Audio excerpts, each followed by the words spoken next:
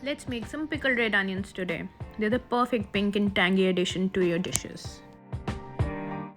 We will of course be requiring some red onions, some red chillies, a teaspoon of black pepper and some coriander seeds.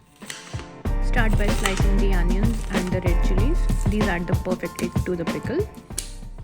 Now in a saucepan we'll add equal parts of water and vinegar. You can use any vinegar, I'm using synthetic vinegar here. Now turn the heat on. By the time my liquids are heating up, I'll start layering my sliced onions, the red chili peppers, some black pepper and coriander seeds, and keep layering it until the jar is full.